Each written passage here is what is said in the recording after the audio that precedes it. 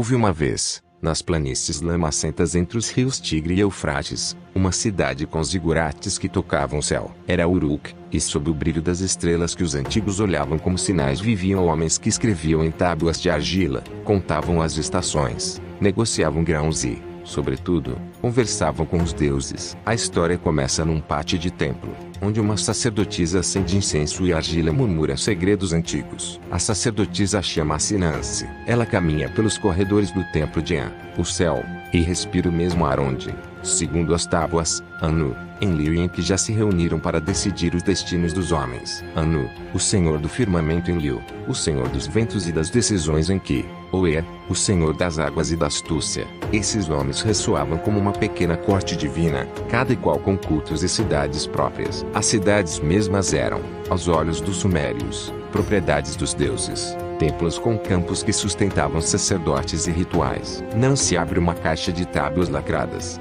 escrita com uniforme e carimbos. Há poemas, há listas de ofertas, há mitos que cantam a criação, guerras no céu, monstros primordiais, rios que nascem das lágrimas de deuses. Uma dessas histórias que mais tarde, em formas paralelas, influenciará epopeias como Enuma-Elish e o ciclo de Gilgamesh fala de um mar antigo, de Tiamat e Abzu, de como o mundo se formou quando forças maiores lutaram. Essas não eram apenas histórias, eram rituais, mapas do cosmos e instruções para viver. Enquanto Nancy lê, as figuras da narrativa surgem como sombras da luz do óleo, e Nana, a brilhante deusa do amor e da guerra, cujo planeta é Vênus Shamash, o juiz solar Nana, ou Sim, senhor da lua que marcava o tempo e os muitos outros, uma galeria complexa em que cada cidade-estado reverenciava seu patrono. A religiosidade suméria era profundamente prática. O deus do templo possuía terras e trabalhadores. O sacerdote mediava entre a divindade e a cidade e a astrologia. A leitura de óvulos e o registro de presságios integravam política e destino numa única tapeçaria. Mas a história que aqui conto guarda um enigma. As tábuas muitas vezes falham em dizer tudo, e fora dos arquivos dos templos correram lendas que, séculos depois, seriam reinventadas. Há quem leia as tábuas e veja, por trás das imagens, visitantes do céu, os Anunnaki transformados, nas interpretações modernas, em astronautas ou antigos extraterrestres. Não se sabe que a tradição acadêmica trata esses deuses como membros da cosmologia mesopotâmica, poderes, antepassados divinos, juízes do destino não forasteiros de outro sistema estelar. Ainda assim, as imagens são ambíguas. Um ser com chapéu corniforme, uma figura alada, um rei com mãos cheias de símbolos. Tudo isso instiga perguntas que atravessariam milênios. Não se fecha uma tábua e conta uma lembrança. O rei que trouxe água da irrigação e escreveu as primeiras contas. Por quê?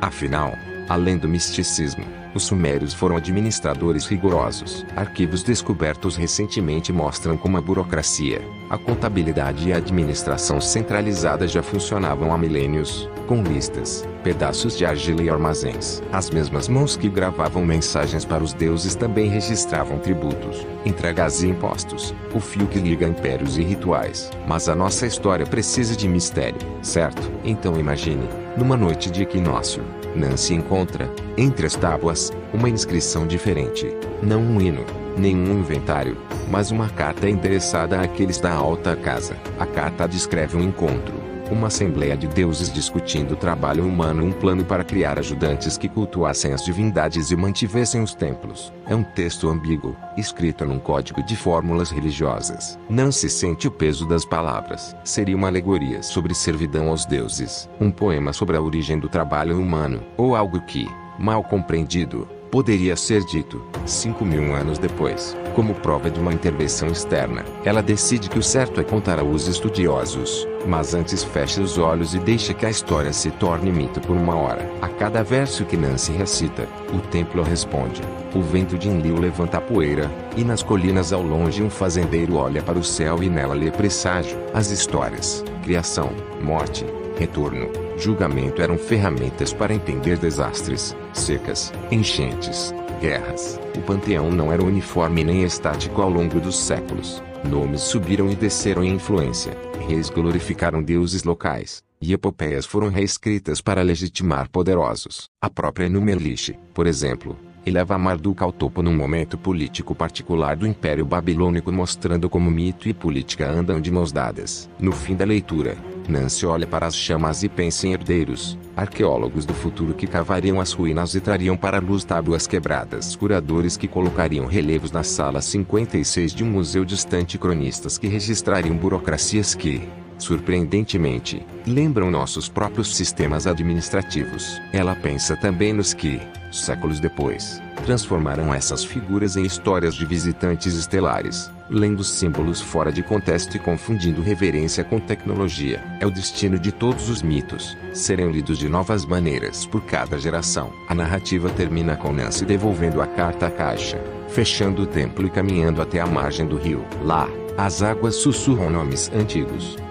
Enlil, Enki, Inanna e as estrelas, incansáveis, giram. O enigma não é uma resposta única, é o lugar onde história, religião, arqueologia e imaginação se encontram. Alguns virão com martelo e escova, outros com teorias de viagens espaciais, outros ainda com o desejo puro de ouvir uma boa história. O que importa, segundo Nancy, é ouvir as tábuas com respeito, ler tanto o que dizem quanto o que omitem. Porque, no fim, os deuses sumérios permanecem vivos na poesia, concretos na argila e misteriosos como as sombras de um zigurate ao pôr do sol.